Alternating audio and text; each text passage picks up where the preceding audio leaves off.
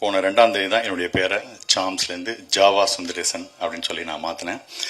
அது மாற்றும்போது எனக்கு இது நாள் வரைக்கும் கூடவே இருந்த நண்பராக இருந்து என்னை அழகாக என்னுடைய பதிவுகளெல்லாம் தன்னுடைய ஃபேஸ்புக்கில் போட்டு என்னை என்கரேஜ் பண்ணி தொடர்ந்து 20 வருடங்களுக்கு மேலாக என்னுடைய நட்பில் இருக்கிற பிஆர்ஓ கோவிந்தராஜன் சார்கிட்ட அந்த பொறுப்பை நான் ஒப்படைச்சேன். சீரியஸாகவே பட்டி தொட்டி எல்லாம் அட்டிச்சு தூள் கிளப்பிட்டார் அந்த பேரை. இது வரைக்கும் எனக்கு ஃபோன் பண்ணாதவங்க எல்லாமே அதை பார்த்து பண்ணாங்க. ஆச்சரியமாக இருந்தது. இந்த வாட்ஸ்அப்பில் ப்ராட்காஸ்ட் லிஸ்ட்டில் ஒரு ஸ்டேஜுக்கு மேலே என்னால் மெசேஜ் அனுப்ப முடியல. பட் இதுக்கு மேலே இருக்கிறவங்களுக்குலாம் அப்புறமா சொல்லிக்கலாம்னு சொல்லிட்டு அப்படியே விட்டேன். பட் அனுப்பாத அத்தனை பேரும் எனக்கு பயங்கரமாக பேசி நன்றி சொன்னாங்க, பாராட்டினாங்க, வாழ்த்துனாங்க. ரசிகர்கள், மக்கள் அத்தனை பேருக்கும் என்னுடைய நெஞ்சார்ந்த நன்றிகள். இதை அவங்க கிட்டெல்லாம் கொண்டு போய் சேர்த்த ஊடகத்துறை நண்பர்கள் அத்தனை பேருக்கும் என்னுடைய சிரம் சார்ந்த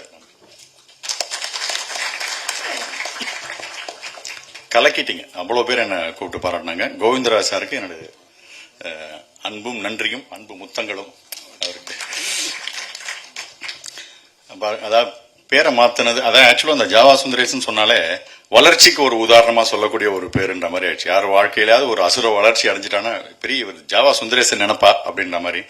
உண்மையிலுமே பேரை வச்ச ராசி பாருங்க. இது வரைக்கும் ஒரு படத்தில் நடிச்சேன், இதுக்கு நடிகனா போய் பேசியிருக்கேன், நண்பனா போய் பேசியிருக்கேன். ஆனா பேர் வச்ச அடுத்த நிமிஷம் கெஸ்டாவே ஒரு படத்துக்கு வந்திருக்கேன் பாருங்க. இதுவே ஒரு வளர்ச்சி தான் நான் சொல்லுவேன். நான் ரொம்ப சந்தோஷமா இருக்கு. அப்புறம் சிறப்பு விருந்தினர்களாக வந்திருக்கிற பாலசேகரன் சார், அழகா என்னை பத்தி பெருமையா பேசினதுக்கும் என்னை வாழ்த்தினதுக்கும் என் நெஞ்சார்ந்த நன்றிகள் சார். Thank you sir. ஜாக்குவார் தங்கம் சார், அவரை அழைச்ச உடனே அவர் மேடையில் ஏறினதை பார்த்தா ஜம்ப் பண்ணி ஏறினாரு.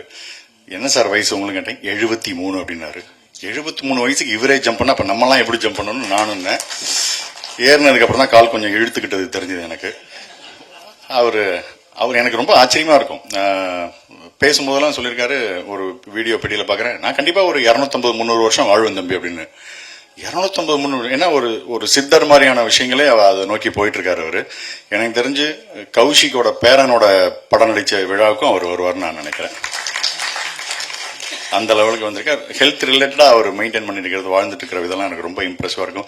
இன்னைக்கும் நான் அதாவது யோகா பண்ணிட்டு ஒரு சின்னதா தண்டால் எடுக்கும்போது கொஞ்சம் முன்னாடி ஏதோ மாட்டுதுன்னேன். இவர் வீடியோ பார்த்ததுக்கு அப்புறம் தான் அது மாதிரியே நான் எடுக்க ஆரம்பிச்சேன். ஸோ ஒவ்வொரு நாளும் நான் அவரை நினைச்சிட்டு தான் இருக்கேன். அவரும் இந்த படத்துக்கு வாழ்த்து வந்தது ரொம்ப சந்தோஷமா இருக்கு. அடுத்தது தயாரிப்பாளர் ராமு அண்டு அவரை சேர்ந்த இன்னும் 2 பேர்கள். ரொம்ப என்ன சொல்றது, ஒரு சின்ன படம் எடுக்கிற தயாரிப்பாளர் தான் இன்னைக்கு திரையுலகத்தையே வாழ வச்சிட்டு இருக்காங்க சார். அது அவங்களோட பொருள் எல்லாத்தையும் போட்டு ரிஸ்க் எடுத்து கடனை வாங்கி எல்லாம் எடுத்துட்டு இருக்காங்க. பெரிய படங்கள் 10-15 தான் ஒரு வருஷத்துக்கு வருது. மற்றபடி சின்ன படங்கள் தான் இண்டஸ்ட்ரியவே வாழ வச்சுட்டு இருக்கு சார். ரொம்ப அந்த மாதிரியான ஒரு தயாரிப்பாளர்கள் நல்ல படங்களை எடுத்து நல்லபடியா ஜெயிச்சு பெருசா வந்தா இன்னும் நிறைய படங்கள் எடுப்பாங்க. இந்த படம் அவருக்கு ஒரு வெற்றி படமா இந்த தயாரிப்பாளர் ராமோகன் டீம் அதுக்கு மாற்றணும். இந்த படத்துல பாத்தீங்கன்னா பூங்கான்னு பேர் வச்சிருக்காங்க. கூட்டமா இருக்கு. எனக்கு தெரிஞ்சு படத்துல நடிச்சவங்க படத்தை பார்த்தாலே படம் ஓடிடும் போல இருக்கு. அவ்வளவு பேரை வச்சு கட்டி தீனி போட்டிருக்காரு அவரு. ரொம்ப சூப்பரா இருந்தது அந்த விஷயங்கள் பார்க்கும்போது. எத்தனை பேர் ஒரு ஃப்ரேம்லயும் எடுத்தா 40 பேர். எனக்கு தெரிஞ்சு கேமராமேன் சார் க்ளோஸ் வச்சு எடுக்க வாய்ப்பே இல்லை. ஒய்டு தான். வடபழனியில் கேமரா வச்சாருன்னா போரூர்ல தான் ஆட்கள் நிற்பாங்க. அந்த அளவுக்கு பண்ணிட்டு இருக்காங்க. அடுத்து இயக்குனர் தனசேகர் சார். இந்த ஆக்சுவலா இந்த படம் எனக்கு நான் நடிக்காத ஒரு நட்புக்காக வந்த படம். ஸோ வரும்போது யார் என்னன்னு தெரியல. பிஆர்ஓ கோவிந்தராஜ் சார் தான், சார் இவர் தான் டைரக்டர் அப்படின்னு கூப்பிட்டாரு.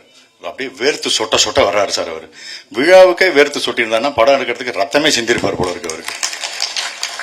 அந்த அளவுக்கு பரபரன்னு இருந்தாரு. ஸோ அவருக்கு இந்த படம் ஒரு வெற்றிகரமான படமாக அமையறதுக்கு எனது வாழ்த்துக்களை தெரிவிச்சுக்கிறேன்.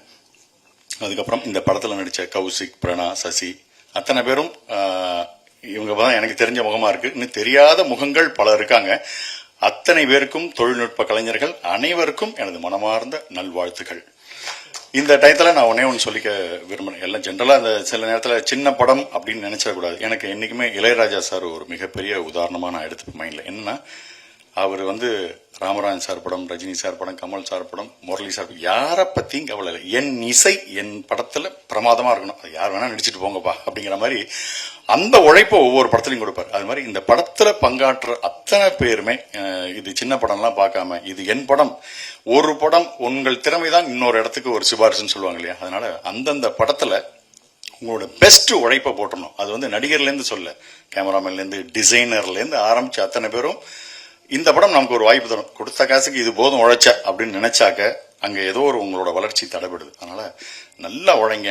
ஒரு சின்ன படத்தை பெரிய படமா ஆக்குறது ஒவ்வொருத்தரோட கையிலயும் இருக்கு. ஸோ அப்படி நம்ம உழைச்சோம்னா தயாரிப்பாளர் நல்லா இருப்பாரு, டைரக்டர் நல்லா இருப்பாங்க, அடுத்த படத்துல நமக்கு வாய்ப்பு கொடுப்பாங்க, இண்டஸ்ட்ரியே நல்லா இருக்கும். ஸோ சின்சியரா உழைப்போம், சிறப்பான விஷயங்களை அடைவோம். பூங்கா படம் மக்கள் மத்தியில் பயங்கரமா பேசப்பட்டு ஒரு பேங்கா மாறுறதுக்கு எனது மனமார்ந்த நல்வாழ்த்து. தேங்க்யூ. பிளே ஸ்டோர் மற்றும் ஆப் ஸ்டோரில் இருந்து பாலிமர் செயலியை QR கோடு மூலம் பதிவிறக்கம் செய்யுங்கள். செய்திகளை உடனுக்குடன் பெறுங்கள்.